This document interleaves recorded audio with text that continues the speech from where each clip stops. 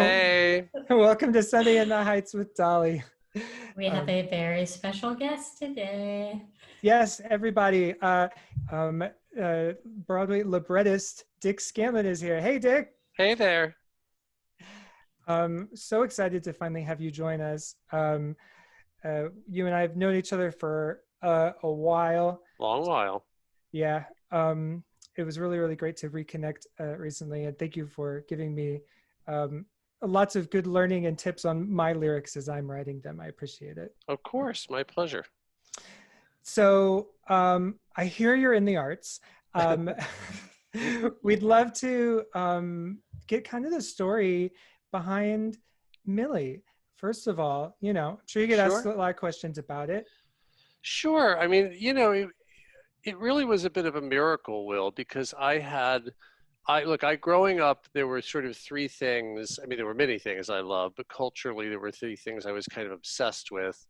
I suppose you could say musical theater, but really it was targeted on Julie Andrews, Motown, and the Beatles. And those three things I was kind of crazy obsessed with.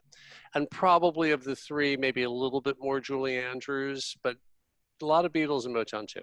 So I knew the movie very well. It came out when I was 7. I'd seen it when it came out. I got the record for my 7th birthday, which was Easter Sunday that year, I think. And my birthday's in April. And so I knew it. All right, so cut to many years later, I'm an actor. I have a partner in New York. And, back then when you went out on the road, you wrote letters. And my partner would always tell me what a good writer I was. And he was older than I was. He was 12 years older. And I took a great offense at it, honestly. I thought he was like saying, you're a really good writer, you know. And in 1980. Wait, are you telling me that as an actor, you decided to be offended by the compliment that somebody Yes, gave you exactly. for That's something exactly other than right. acting? Imagine such a thing, but I really did. And then he was diagnosed with AIDS in 1987. In 1988, he rented a house out in East Hampton, and I was working, so I didn't go out and like see the house or anything like that.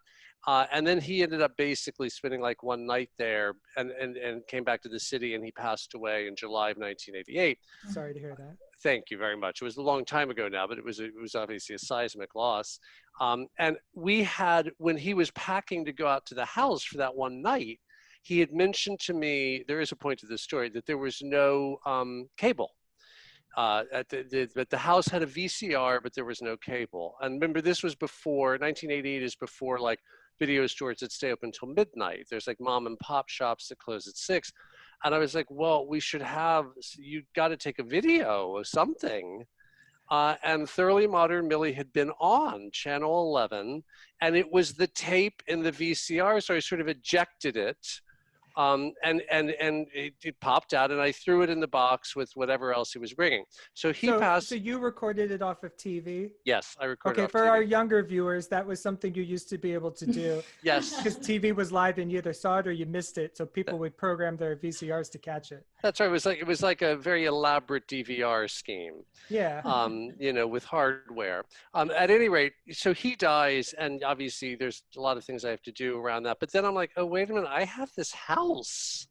I've got like this house until October 1st, and maybe it would be a good place to go heal and also ponder my own, longevity, which at the time didn't look very good. And so I go out, and I had friends come most weekends. And on Saturday night after dinner, it'd be 10 o'clock, and they'd turn on the TV. And of course, you couldn't get any reception except some awful local channel. And I'd be like, well, I have one movie. I have Thoroughly Modern Millie. And they'd be like, okay, I guess we'll watch Thoroughly Modern Millie. And so we watched it over and over again. There was one other movie, which was Caligula, sort of a soft porn movie, which to this day I've never seen, because that tells you what my friends are like. And so I watched Millie every weekend. I didn't watch the whole thing every weekend, but I'd watch 20 minutes here, 40 minutes there. And I became very intrigued because it was a huge hit movie when it came out, but it was rather forgotten by 1988. There's a lot of problems with the movie, racism on top of that list. But there's a lot of issues with the movie.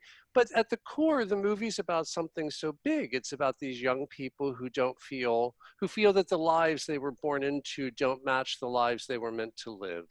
And they go on a journey to try and match their life with their essence.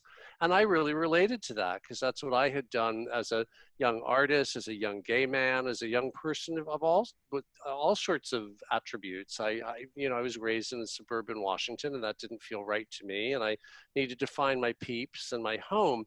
So I thought, isn't it amazing inside this rather goofy movie is a big idea. And I wonder what would happen if, you know, you know, I cleared away some of the goofiness and really, really committed to that idea, like spiritually, still making it a musical comedy. And the moment I did this, it was just like, oh, I need to do that. I need to write that. But of course, I wasn't a writer, was the only problem. So, and I was in the theater. I was an actor, so I knew a fair amount about the theater, or thought I did, I guess. And I knew that no one was going to hire me to write what looked like it would be a big Broadway musical without having ever written. So I actually decided I'd become a writer. And I began as a fiction writer. And the first thing I wrote it was really a collection of short stories, but it was published as a novel. And that took some years. That process was about roughly 4 years of writing that book and whatnot. And then when I was done with that, I thought, oh, I'll turn my attention to Millie. And I'll take a year off from my fiction and I'll write it and get it to Broadway. Well, that year turned into 8. But by the time I realized that it would take so much longer than I thought initially it would, I had invested way too much to turn back, and I just had to keep following the journey. And I had promised Richard Morris, who wrote the movie, who at that point I'd become very close with, this is in 1996, on his deathbed, literally his deathbed, he said, promise me you'll get Millie produced. How did you get connected with him? Well, it was very funny, Will. It was, I still have a lot of the correspondence all in storage. Back then, when you needed to know who had the rights to something, you went to an entertainment lawyer who did something called, there was a company called Thompson & Thompson, and they did a rights search. So I did that. I wrote my check to an entertainment lawyer I knew, and he did a rights search. And it came back that the dramatic stage rights were held by the screenwriter. He had bought them for $1, which is part of, it's almost always the movie company retains the stage rights, but occasionally some screenwriters will, insist on this mechanism where the rights revert back to them. So he had done that. And they had his address as of 1964. This was now 1992 or 3. And so back then you could call information. All you did is find the area code. So he was in Sherman Oaks, which is 818. You dial 818-555-1212, and then they'd say name. And I gave his name and that address from 1964. He still lived there. And they gave me his phone number, and I called him. And I told him, who I was and what I wanted to do and why I thought I could do it. And he said, absolutely not. And he hung up on me. And I was like, oh, that's that. And so, but then like a few weeks later, I was like, it's such a good idea. So that began like a year or so of me calling him, writing him, because remember I had his address, having my lawyer write him. He would never answer any of the correspondence. He got to the point where he knew my voice. Basically, when I'd say hello, he would just hang up. Richard was very capricious. And at one of those times when he was hanging up, he screamed at me, I'm doing it myself. I'm doing it myself. So I understood that I didn't take it personally, but I also thought, you wrote the movie 30 years ago. And, a big part of me wondered if he was really doing it himself. Well, at a certain point, I was out of options. So I wrote him a letter and I lied. I told him I was coming to Los Angeles on business. I had no business at all. And that I would love to meet with him and be a sounding board about his very exciting stage adaptation of Thoroughly Modern Millie. And he wrote me back a very guarded letter saying, well, seeing as you're going to be here, I suppose there's no harm in your coming by the house, very chilly.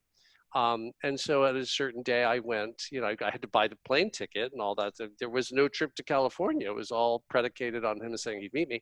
And I went to his house and I got there at noon and I left at 6 p.m. And we just completely hit it off. And he, honestly, for the first 5.5 hours, he did not even want to talk about Thoroughly Modern Millie. He wanted to get a sense of who I was as a person. And what I did was we started writing. I mean, basically, I would write and FedEx him pages. There was no email then. And I just would never put a title page on that said by anybody. It would just be Act 1, Scene 1, because I felt like the inviting me to be a co-author had to come from him in his time. And it did. At a certain point, he contacted me and he said, I've really been thinking about, you're not just a sounding board. You're not an advisor. You're the co-author and you should be credited as co-author and we should split all proceeds 50-50, which was very generous of him because of course he could have called any shots he wanted. And then the end of this rather long story is that I found out about 6 months into our friendship that the reason that he had changed his mind and invited me into his home was he'd been diagnosed with cancer. And he was like, oh, clock's ticking and whoever this person is that keeps calling me is certainly passionate and persistent. So he lived about another 2.5 years after we met.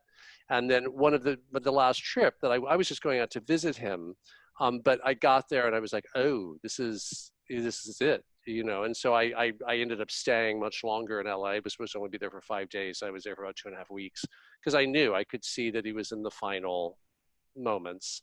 So, I was really there and that on his deathbed is when he said, promise me you'll get it produced. And then so on opening night, really when the curtain call, when the final curtain came down, the first thing I thought was, I kept my promise. Whatever else happens, I kept my promise, and then other things happened. So when he passed, how did you get the grand rights then? Well, basically, I had he had left the control over his share in Millie and all his properties to a very dear friend of his, who had been his secretary for a long period of time, and by that point had moved on to another job, and I had come to know her. And still know her because, of course, she also controls his share of rights on the Unsinkable Molly Brown.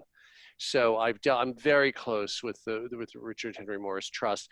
And so by that point, and he had made it very clear to Diana, her name is Diana Maitland, she's a wonderful person. He made it very clear to her that she wanted him to, he wanted her to, follow my passion and let's make this happen. And she couldn't have been a more, I shouldn't speak past tense, she couldn't be a more, supportive and wonderful collaborator. Wow, that's really great luck that all that stuff happened before it was too late. Yeah, and look, I'm a great believer in, and this is an unpopular position, but I often, and I still do it, and it has not always worked. I think if you're passionate about an idea, dive in and start working on it. If you wait to get every I dotted and T crossed rights-wise, you're just never going to get to work. And the problem with it is there are projects I started. I can think of a few. One in particular that I really wanted to do, and I did a lot of work on it, and I took a lot of risks because the rights were challenging. And in the end, it didn't work. I didn't get them. But I learned a lot from that time I spent exploring that narrative and trying to craft a theatrical piece out of it. So I don't regret that time at all. But I was very fortunate that my first time out, there was this incredibly happy ending. I always know when the moment comes, like, okay, I should probably not work on this anymore until I get some legal stuff taken care of. But I sort of charge in. All right. So in the story, you've now got the grand rights. You're the only book writer left. Mm-hmm. What do you do next? Well, we had done a reading about, Richard died in April of 96. We had done our first reading of the show in September of 95, not directed by Michael Mayer, with Janine Tesori was not involved. It was a bit of a disaster, honestly. And at that point, I was quite sick too. This is when so Richard was sick with cancer. I was sick with AIDS. We invariably, when we'd go out to work, one of us ended up we did so much of those early drafts of Millie in emergency rooms. I had We'd no have our idea. scripts and we'd be working away, and it kept us both going, it really did.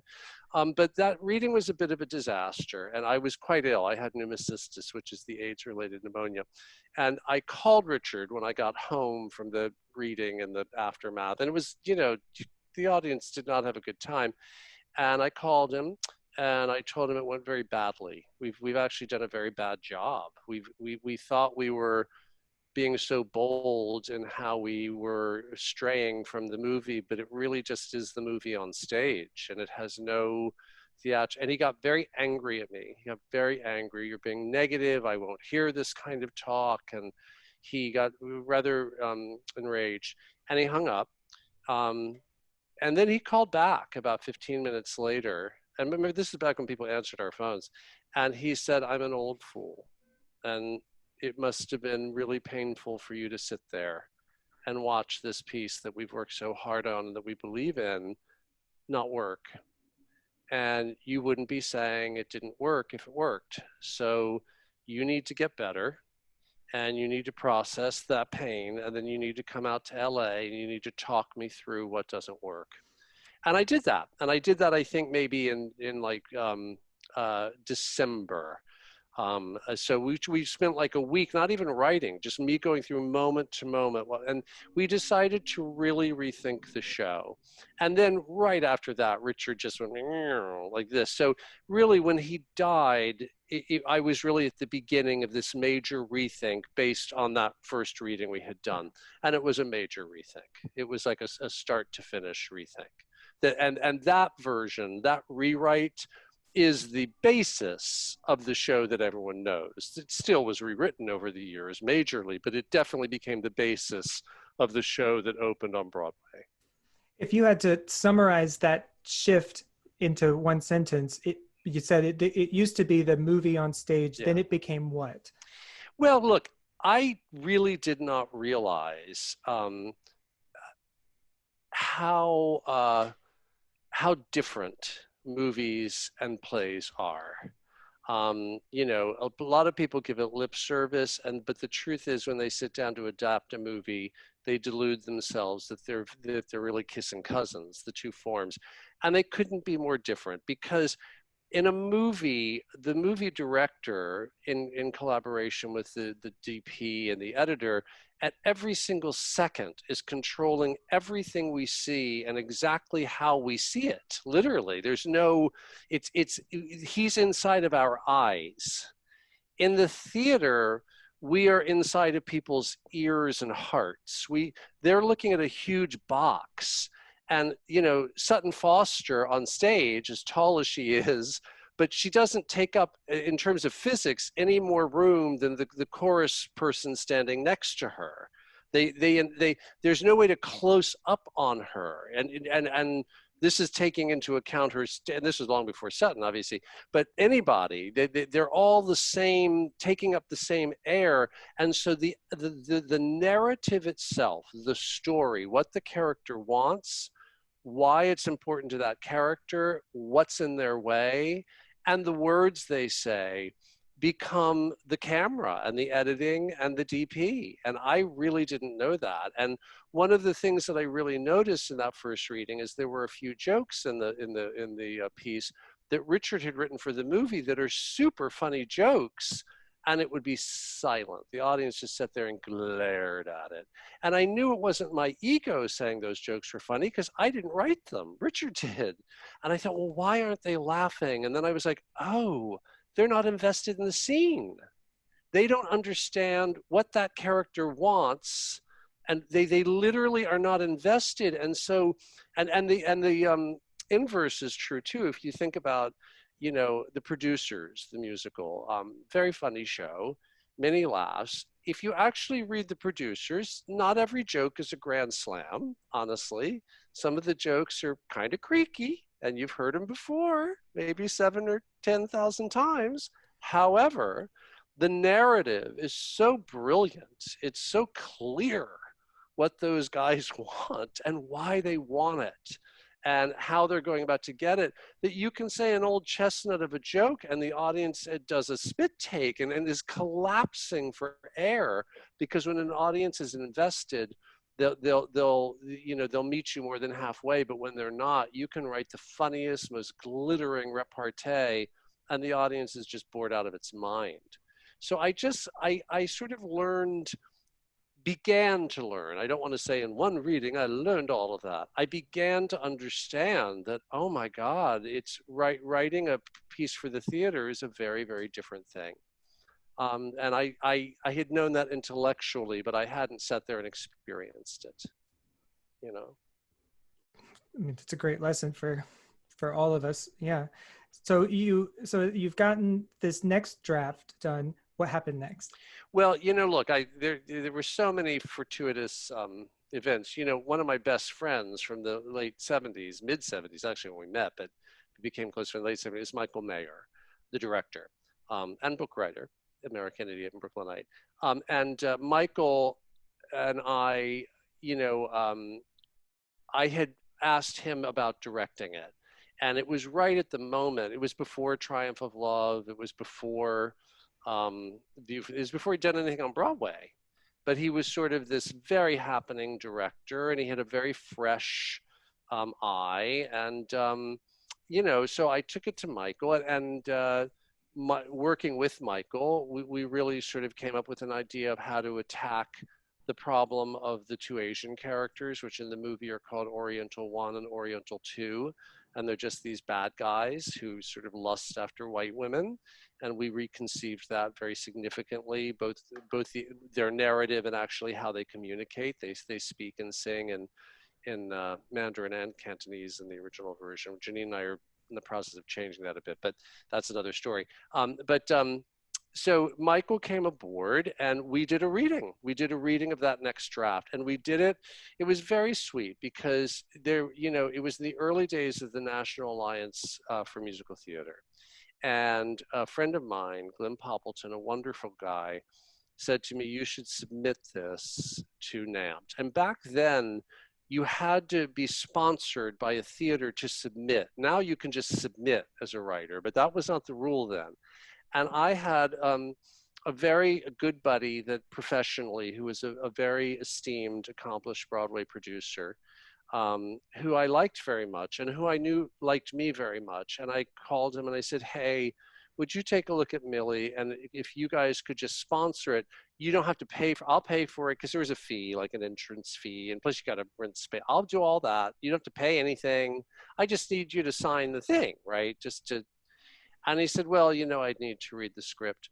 I was like, okay. So I sent him the script and he absolutely hated it.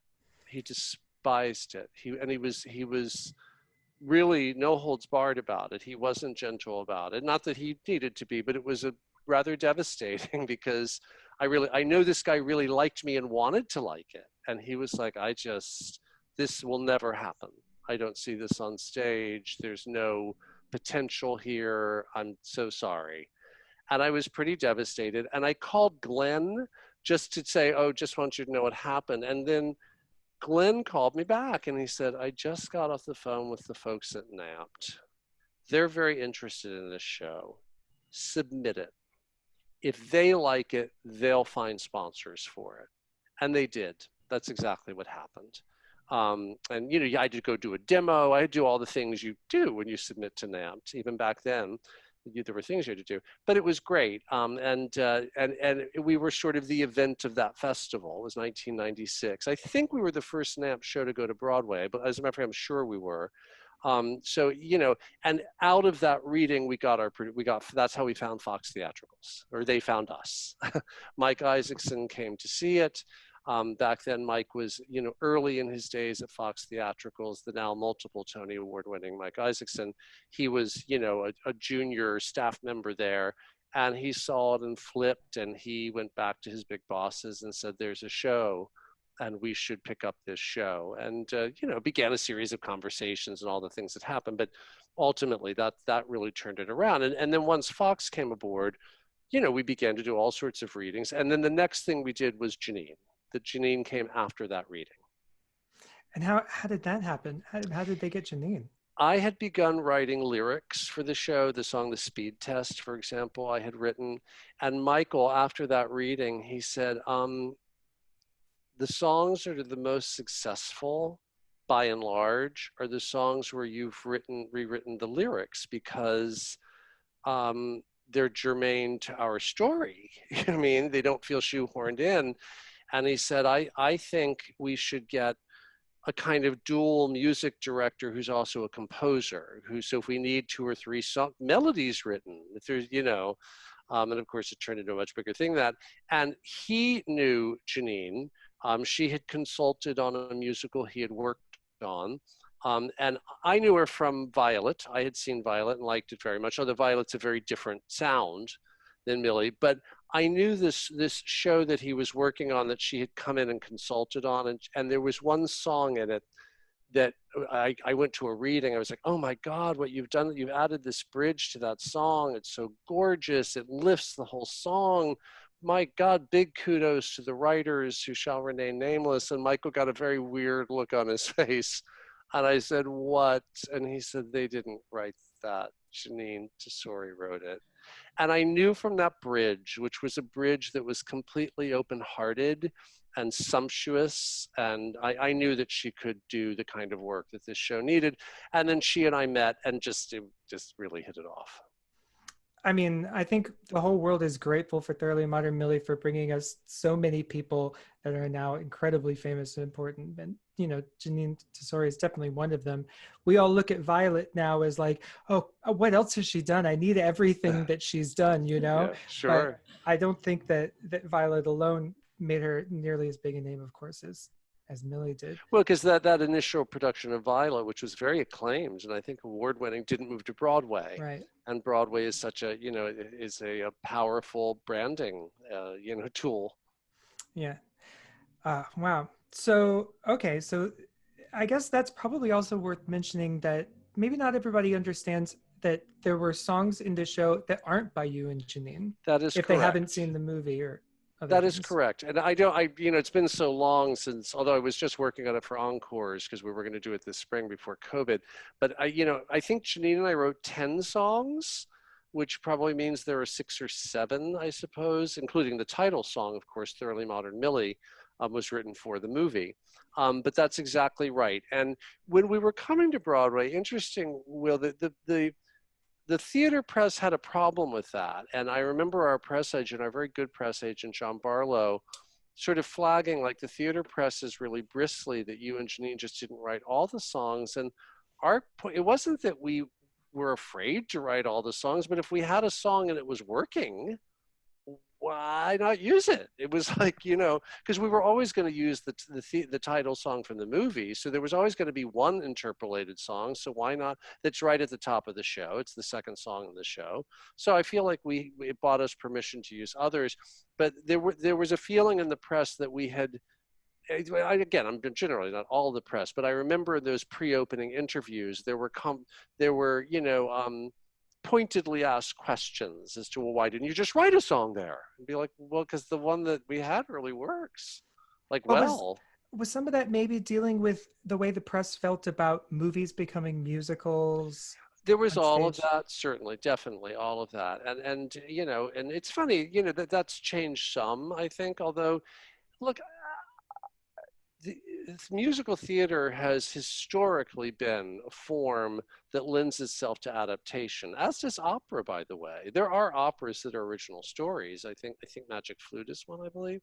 But many, many operas are adapted from sources, and many, if you take away adaptations and musicals, you've got like Music Man, and, there's a handful of other, Chorus Line, but really and truly, it's an overwhelming, majority. I mean, Hamilton is, it's based on history, but it's also, one could almost say, it's largely rooted in that incredible biography. Mm-hmm. Rent is based on La Boheme, West Side Story with Romeo and Juliet, Annie, a comic strip, Oklahoma, it goes on and on and on.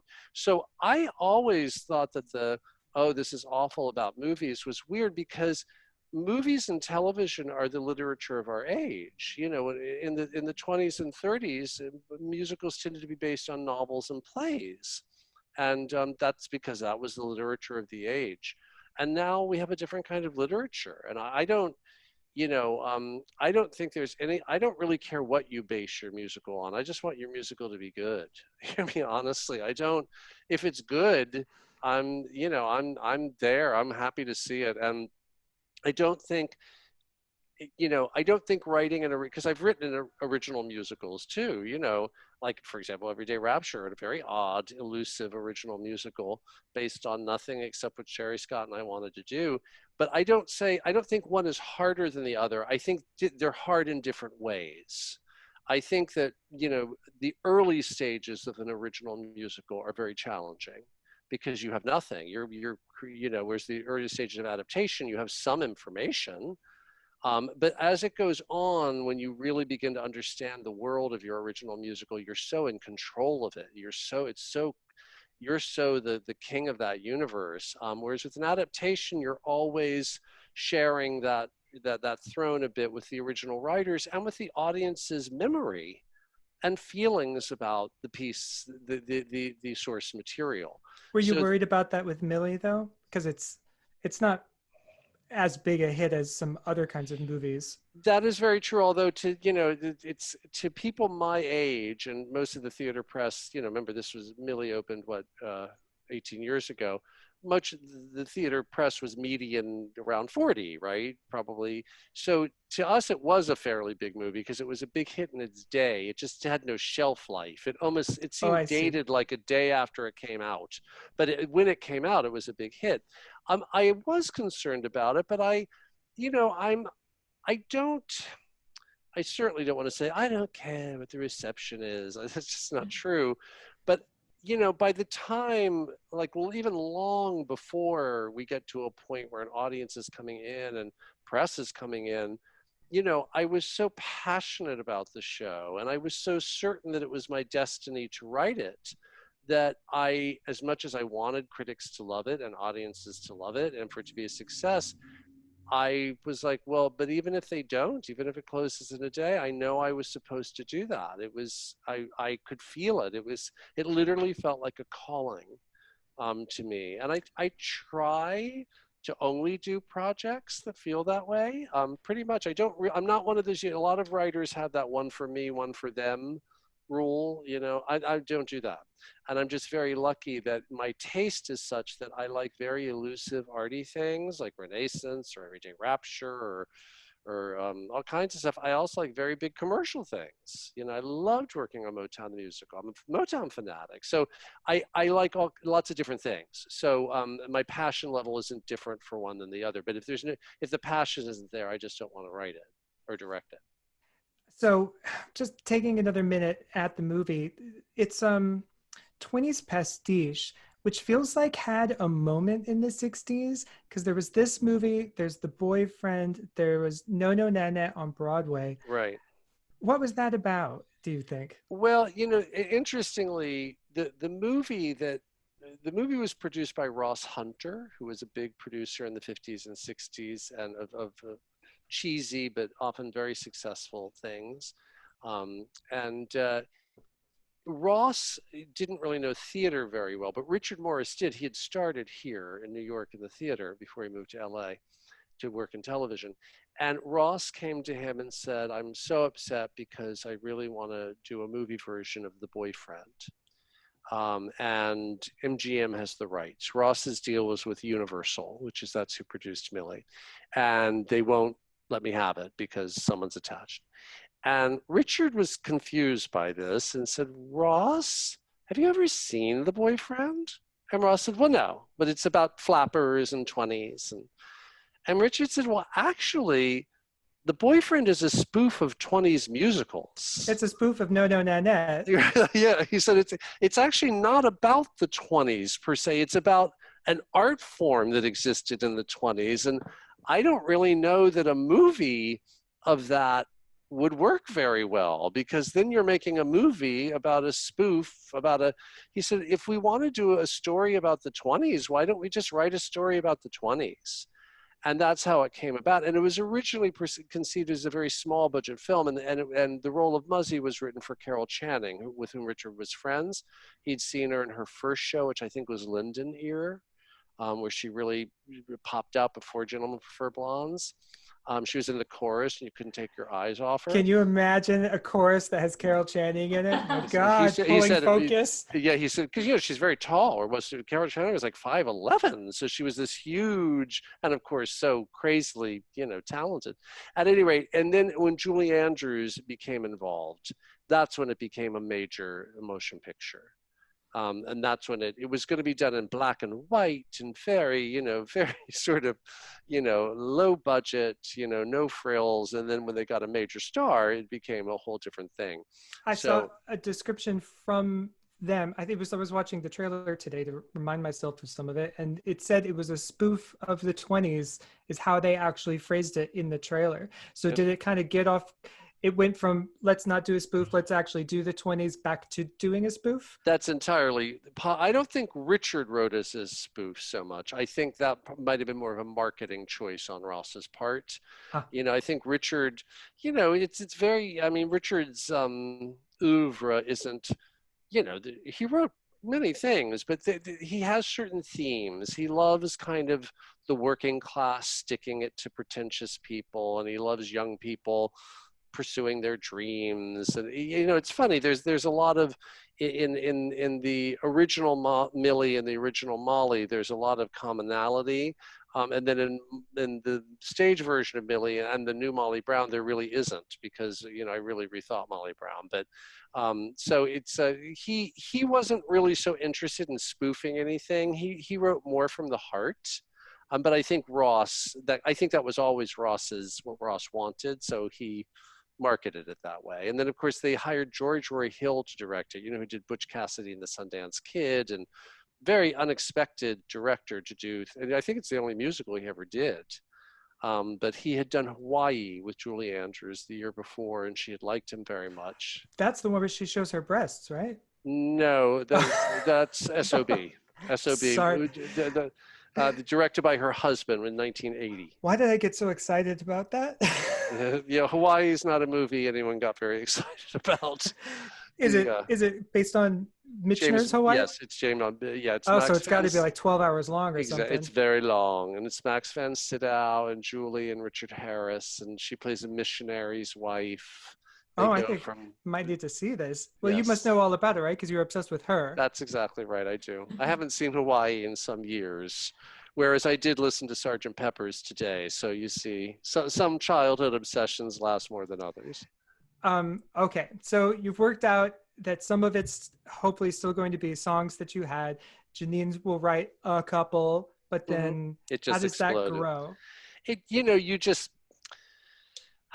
It was completely organic. It was the very first workshop we did was a score workshop, which we didn't present to anybody except the producers. And they rented a studio for Janine and me for 3 weeks. And the first 2, she and I just wrote. And then the last week we had a group of actors in just to sing through the songs, no scenes, just around like a table, a circle.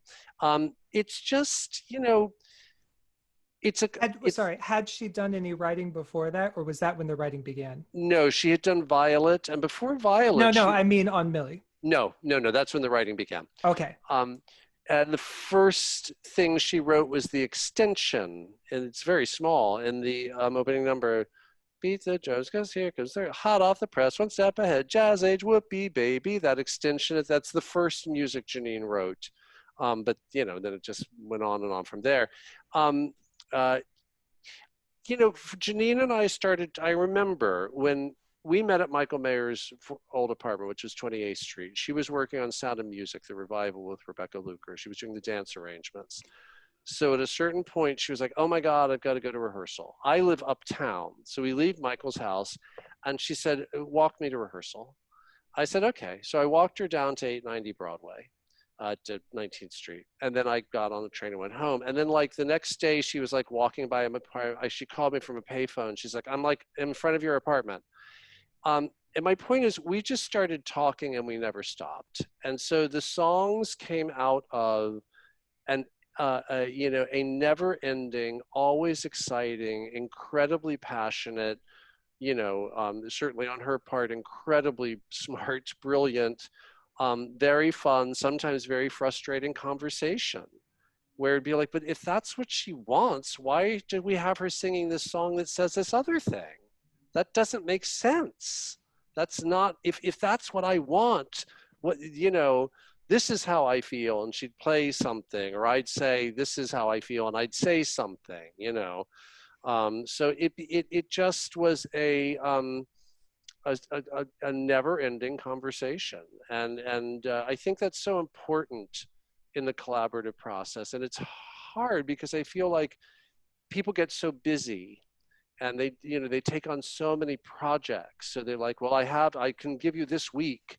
It's like, I know, but it doesn't happen in a week. It's this ongoing, constant rumination, and out of those conversations, just a score was born, some of the songs came very, very fast. Some of them came one word at a time and were agonizing to write. And when I listen to the score, I mean, I remember which ones came fast and which ones didn't, but I don't think you can tell at all which ones came easy and which ones didn't, Can you tell us? Well, I can tell you Forget About the Boy came very easy.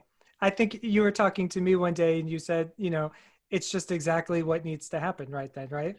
Yeah, there was another song. We had a whole opening, we had a scene before that scene, it's again in development, and where Millie went to the movies and imagined herself as a series of 20s heroines, and called Picture That Perfect. sounds like it could be pretty cute. That sounds theatrical. It makes sense. It was. It just, we suddenly realized, like, wait a minute, the audience has come back from intermission. They want to get on with the story. They don't really want to go in and just see how Millie's feeling, and so I said the opening scene should be that office scene, and forget the boys, because that's a line, and Janine said, forget about the boy, and I was like, great. And then I have a very good friend, and an actor who's somewhat known, who I went to college with, who, especially in our younger days, had a series of ill-advised relationships and would call me late at night, crying. And I was always having this forget about the boy conversation. And I thought, I'm just going to pretend like I'm on the phone with him. And I'm just going to write those into lyrics. And that's how I wrote it. So that came very easy. And some of the others were more challenging, And a lot of the times, like for, the song itself maybe came very quickly, but like Gimme Gimme, we actually wrote very quickly, but figuring out what that song should be took a long time. So we tried to write a lot of other songs first that just were lousy. They were the wrong song. And then we finally came up with that idea. And then it was like, oh, and that's the first song we wrote for Sutton.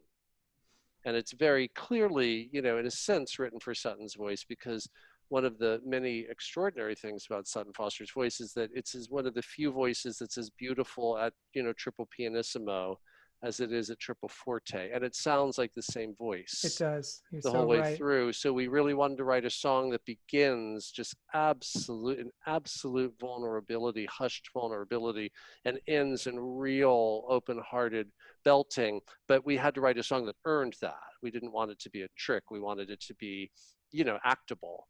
But we were certainly inspired by that aspect of her voice.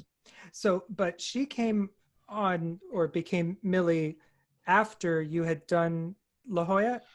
While we were at La Jolla, yeah, when we got to La Jolla, she was in the ensemble and was an understudy. By the time performances started, many people have told me that they were there the first time Sutton went on as Millie. And I'm like, well, then you would have been in a rehearsal hall and I would have noticed you, because, it would have been like 1,000 people in the rehearsal hall at this point. But it actually happened during the rehearsal process. The other actress, very gifted actress, never performed the role on stage. Oh, I see. And weren't there workshops before where Kristen Chenoweth was? Kristen did one workshop. Yes, she did. She did a big workshop, actually, with B. Arthur, from Maude and Golden Girls. Who was she? Was she Muzzy? She was Mrs. Mears, and she was quite wonderful. But yes, Kristen played Millie, and then Kristen got her first TV show, this TV show, Kristen. that Janine and I wrote the theme song for, actually. Oh, And that's cool. I didn't know Cool. yeah, that. we did. And so, you know, so yeah, so we were in La Jolla, and then we found Sutton, and you know, it was Sutton had done one of the workshops as Ethel Pease as a small character, and had made quite an impression. So we had, you know, I was certainly very excited by her. It was just, you know, why she didn't end up in the right slot initially is, you know, a long, complicated story. Well, I mean, that's almost why we're here, but I know, but it's just, I know look, that's her story though. it's Yeah. her story, and also, you know, you know, I so wish that one of the, you know, this great moment in my creative life, the discovery of this wonderful talent, didn't come at the expense of someone else's feelings. You know, that was painful. And the other actress is very gifted. It was not a talent issue in any way, shape, or form. Like really gifted. It just, you know, Sutton just was born to play Millie, and that's what happened.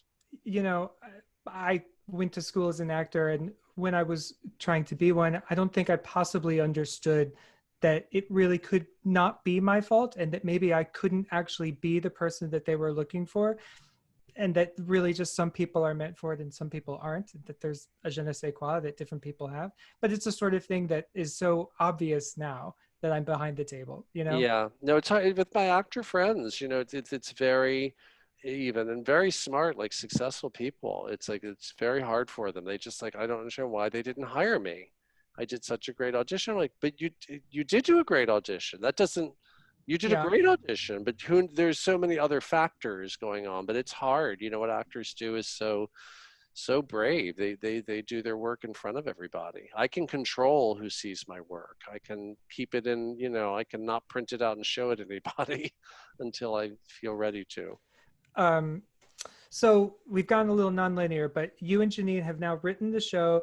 You're doing workshops of it. You get Fox gets you booked at La Jolla for a run out there, right? With, I assume, tentative plans to go to Broadway immediately after. Yeah. Yes, exactly right. And then, which we did, but sort of two things. Well, one thing happened, and then another thing. We were going to the Marquee Theater. Annie Get Your Gun was playing in the Marquee Theater, and Reba Mac and Bernadette Peters was in it.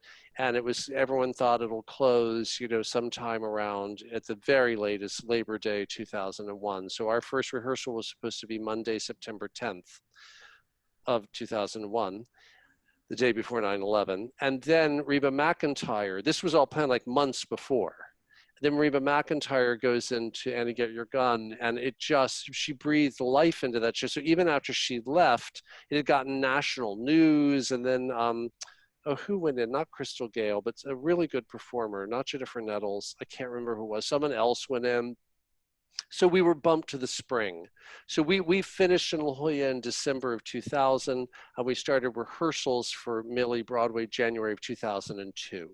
So there was a year, and we rewrote the first act. Janine and I wrote 7 new songs between basically all the songs in the first act except for Thoroughly Modern Millie and the Speed Test. I think every other song, and Jimmy, I think every other song is new. So that time really helped you by accident? Yeah, it really did. It helped us enormously. Because you wouldn't have made probably as many changes? Well, we would have tried, but we wouldn't have had the time. And you know, and a great credit to our producers, because Millie got very good reviews in La Jolla, and Janine and they didn't just tell you to freeze it and move on, right? No, they didn't. And they, you know, look, we all thought there were problems in the first act, and the producers did too. But it's very easy when a critic has said, "Oh, it's fabulous," for everyone to go, "Don't mess with the sauce," you know. But they were completely supportive of us going in. And we did a lot of these tiny little like table reads with Sutton, and we didn't have Gavin yet at the time. I don't remember who. I think different people would read Jimmy, so you know, it was really fun because we could really get to know each other, and Sutton, who'd been sort of shot out of a cannon in La Jolla and taken over the role, had time to really own it. So by the time she arrived for rehearsal a year later, it was her part. And she, you know, she was the center of that company as she, you know, both on and off stage. But did you ever worry that you were just going to lose the opportunity to go to Broadway if it didn't happen soon enough, like some things do? Yeah, it's funny. I can't say I overly did because I mean during that time, there was a musical version of Tom Sawyer starring Kristen Bell as Becky, and at the Minskoff, and where Lion King is now, and Is that that didn't Big River? last. No, that's Huck Finn. This was Tom Sawyer the musical. Oh, It was short lived. And it didn't last. And because Big River had been a hit, everyone thought it would. So there was like, okay, instead of the Marquee, we'll put you in the Minskoff, and we would have then gone much earlier. And I just felt, not just me, that the Minskoff was the wrong theater for Millie. The Minskoff is a very wide, it doesn't pull you in, it pulls you, and it's like perfect for Sunset Boulevard. Oh my God, it was beautiful there. I assume Lion King sits really well there. I haven't seen it there, but it's so we said no to it. We said no, not the right theater. And I I'm not someone who worries so much about, oh, if we don't grab this, we'll lose it. And I can point to places in my career where that has caused problems for me. And I can point to places in my career where it's served me very well. It's just how I'm wired. So, and always was, so and Janine and Michael Mayer are and I suppose Rob Ashford are very similar. So we were pretty aligned, like, no, we don't want to going into the wrong theater, we will close. That's what will happen. And in the Marquee, which is not the most charming theater, but it's actually a very nice place to see an old-fashioned show, right? Drowsy Chaperone played beautifully there. I think Millie did. A lot of shows have. So I can't say I had a lot of, after La Jolla, I was pretty certain we were coming to Broadway. There was a feeling, I think, after 9/11, 9/11, mm. It was like, will there ever be theater again, even though we were dark for like one night, as opposed to what we're going through now. Yeah, I wonder if people are feeling the same way these days. Exactly. So there was a feeling like, oh, this could really change everything. Our investors, people could freak out about, there was a feeling that the kind of tumult in the world could undermine. But it's pretty quickly, it was clear that we were still on track, and I trusted that. Okay, so then you get to move into the theater. You've got the whole production. You've got Rob Ashford. You've got Michael. Mm-hmm. You've got Sutton all lined up. You've done your rewrites. What's the preview process like? It was a magical time. And it wasn't like, look, we did a lot of work in previews, and I remember, when we started previews, the show was maybe, I don't know, 10 minutes too long. Like the audience was getting out at 10:45 when, for a show like Millie, you want them getting out 10:30, 10:35 at the latest for an old-fashioned musical. And I remember there was an article, and I think in the Times, like, oh, word on the street is that Millie's got real length problems. And, cutting 10 minutes is so easy. It's very easy to cut 10 minutes out of a show. Cutting 35 minutes is much harder.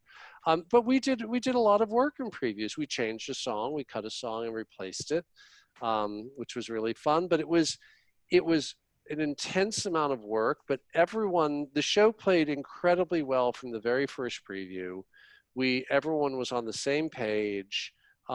It was a pretty glorious time. It really was. Unlike La Jolla, which was fraught with challenges. Just La Jolla was the artistic director left like 4 days after we got there, and then they had to bring Des McAnuff back, like, and he knew nothing about Millie. He'd left La Jolla, but they needed a sort of quick, someone to step in, and he'd run the play. So it was a weird, nothing against Des, it was just a really weird time at that theater for us.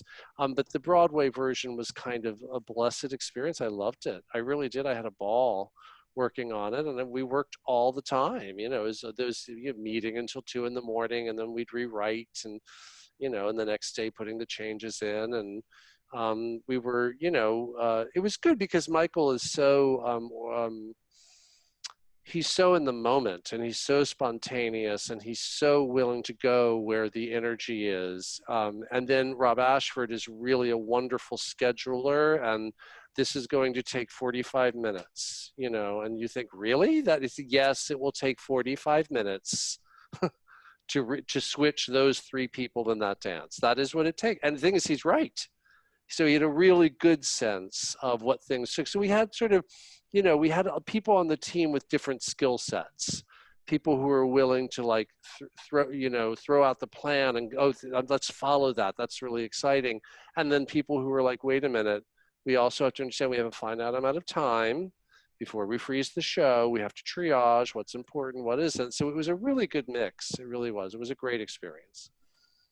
And so you open, and then remind me, the reviews were great, right? No, the reviews were mixed, and the Times was a very Mixed. negative review. The Times was a very bad review, except for Mark Kudish, and I think the orchestrations. I think those are the only two things he praised, if I recall. But I don't read reviews anymore, but I did then. So that review I read.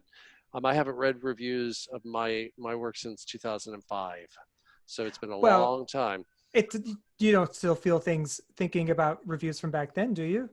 It's not that I feel things or don't feel things. What I came to understand is that if I get a terrible review, I can't write for a month. If I get a rave review, I can't write for a month. Because if I get a rave review, I sit there thinking like, oh my God, I'm a fraud. I don't know how I wrote that other thing. So I thought, now wait a minute. No matter what they say, I can't write. So why am I reading them? I don't understand. And I do want to understand what the reception was. And either my partner, although he's now not reading reviews finally, so now it's the producer. I'll say, give me the lowdown. And they'll say, well, we did well here. We didn't do what, this is the challenge. And that doesn't hurt me at all. I don't even care if the producer says that critic really took you to task, or really thought, whatever. It's something about reading it. Or it's the same thing, like I remember when Everyday Rapture opened, I got very good reviews, and Carol Rothman, who knows I don't read them, called and she said, I want to read you some things that they said about you. I'm like, oh, Carol, I really don't want to hear this. I don't. It'll shut me down. I'm thrilled. She said, I really would like to read them to you. And I said, okay, we agreed to like 3 of them. And I have to say, hearing her read them as one sentence over a phone, it didn't really, it's something about reading it in a paper that millions of other people are reading at that same time affects me differently than, or like seeing it on a poster, a pull quote with my name on it. It's almost like they're talking about another person. I don't really know who that Dick Scanlan is. So that's like, okay. So at any rate, but back then I did read them. So the reviews were polarizing, and I think the show is polarizing. I think, which is an odd thing, because you don't expect Thoroughly Modern Millie to be polarizing, but there were people who really were quite gobsmacked by it, and then people who were not. Because it was escapist. And I think exactly right. I think some people thought it was just sort of a craven commercial endeavor, which just wasn't true. See, I don't get that feeling from it at all. But was it because, it did start as a movie? As a movie, exactly right. And the thing is, it just wasn't what we were about. It wasn't, it's not who any of us are. It's not who Mike Isaacson is. It's like, so I think people sort of, really question the motives of it. And of course, the painful thing for me about that, Will, is you in the early years of the show, I didn't think I was going to live long enough to complete the show. I really didn't. I thought, well, there's no way. I mean, my health was so bad. And I just was so passionate about the experience of trying to craft it that I thought, well, this will be a beautiful way to live until I don't live anymore. I get to work on something that really excites me. And the fact that I never see it, like Richard Morris knew he wasn't going to see it. He knew it. And, in our first after he told me about the cancer, and he'd say, now, don't forget, because I won't be there. And I'd be like, you're going to be there. And after a few months of that, he said to me, you know what, you actually need to stop saying that, because I'm not going to be. And I'm not going to be. I'm dying. I'm not going to be there. It's okay. And I was like, oh, okay, that's fair. So so it was hard when people ascribed, motivation that just wasn't really the case. And then other people were really quite intoxicated by it. So it was, and then the Tony nominations. We opened in April, so it was the nominations came out I don't know, a week or two after we opened. And we got the most nominations of any show, and then we ended up winning the most awards of any show that year. And of course, we got Best Musical, but also Sutton. It was really a star. It was a star-making performance. How does it feel being? I was thinking about this before I saw you, that you, in addition to people that you've kind of been at the jumping off point for their careers, it also, the piece itself has had such a life since then in high schools and colleges. I mean, it's popular and important. Sometimes things win Best Musical and then we kind of forget about them. Yeah. And that's not the case with Millie at all. Yeah, no, look, it's an incredibly gratifying feeling. It really is. It's the best way I can describe it is, I can imagine, I mean, I don't know this, but if I were a parent that had a child who became very, very famous, on one level, the parent must be so proud. And on another level, the parent knows the child in a different way. And that's how I kind of feel about the show. I know Millie in a very different way. And Millie is like part of my personal history. I mean, Millie changed my life, in so many ways. So my connection to it is different because I'm part, part of the DNA of it. But it's an incredibly gratifying feeling that the show's just become a part of the canon. And so many of the songs, I'll get a call. I remember Mary Mitchell Campbell calling me from, I think it was Buenos Aires. And I think they were down there auditioning for Addams Family. And someone who just come in and sung, "What Do I Need with Love?" You know what I mean? That's how before I ever saw Millie, I was working as an accompanist and learned half the score from girls using them as audition songs. Yeah. They instantly became audition songs. Yeah, they still are. It's very gratifying. It really, really is. And we were going to do a revised version of it when COVID hit at Encores, and so I've been working on the show this year, which has been super fun. Well, tell us about that. What changes were planned? Well, I don't want to say too much because my hope is that we'll end up doing it. But, suffice it to say that in, 2020, the political lens has changed. It's a slightly challenging only in that the decisions, the choices that Janine and Michael and Rob and Ken Leong and Francis Chu and I made in 2002 were made with enormous political consciousness. Mm-hmm. They weren't made to be funny. They were made to subvert an audience's expectation of pidgin English and two characters who talk in this very offensive way that immigrants wouldn't. Why wouldn't they just talk the way they talk? So and then there's the Mrs. Mears character who's pretending to be Asian. So we really re-explored the Mears character in this rewrite. That's the most I can kind of say about it, and I hope that you'll. And also, then this was really a suggestion of Lear de Bessenet's, or not even a suggestion, a vision. It's much more clearly a world of immigrants. So the opening number, you'll hear different languages.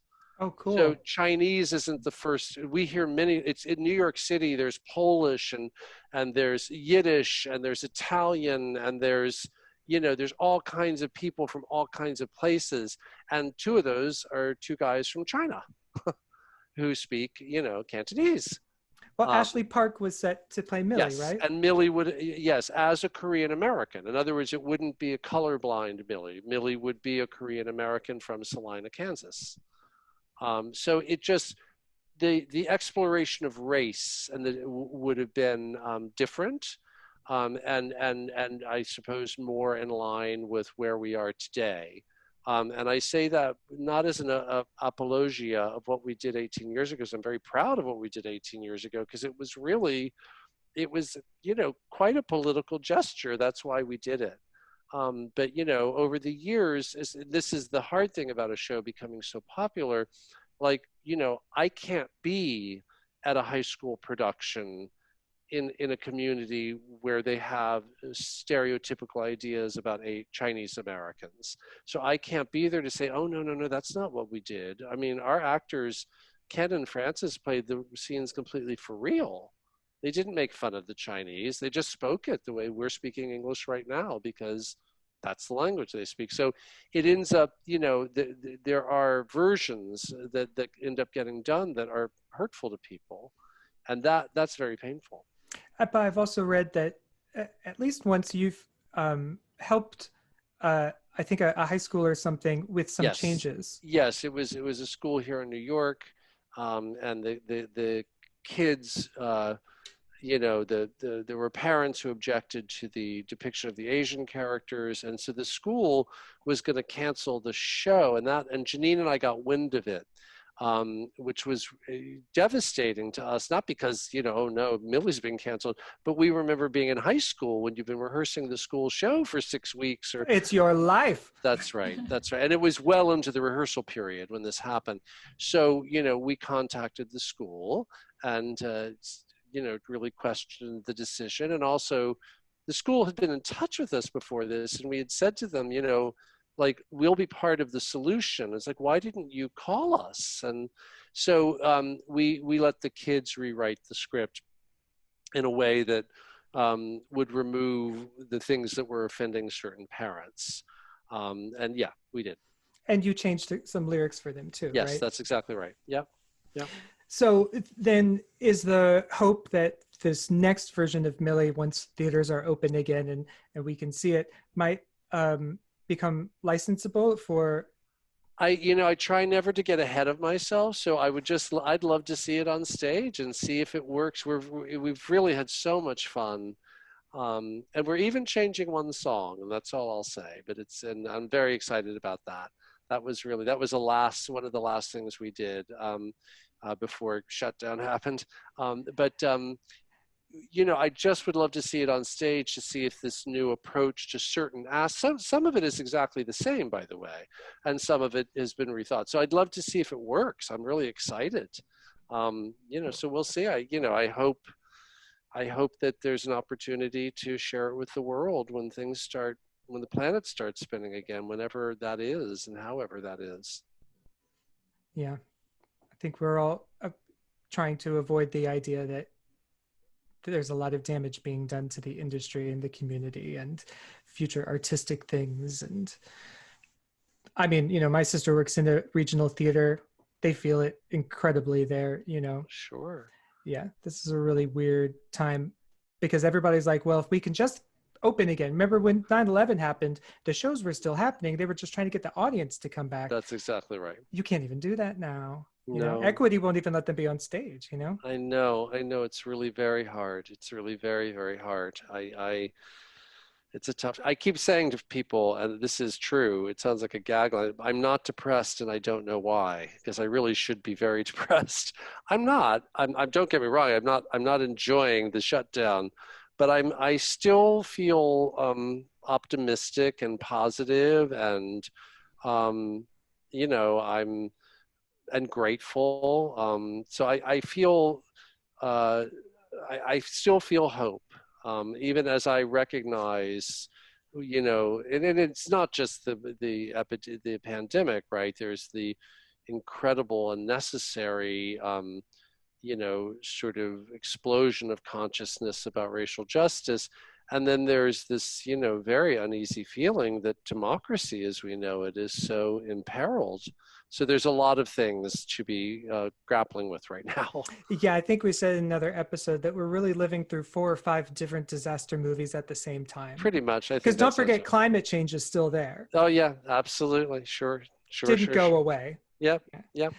But I think the reason why you feel that way is because you're a music theater writer. And when you get down to it, the most successful music theater is always about an optimistic feeling and an optimistic message, Yeah, I think, look, there is just something fundamentally, I mean, even in very, very serious, quote unquote, serious music, there's a kind of joy in it. There has to be, or people don't want to sit there for 3 hours. Yeah, I think that's right. I do think that's right. That concludes part 1 of our interview with Dick Scanlan. Stay tuned for a second mini-sode where we talk about the unsinkable Molly Brown. Hey everybody, thanks for listening. Don't forget to subscribe to our podcast, YouTube, and Instagram. And write to us at sundayintheheightswithdolly@gmail.com.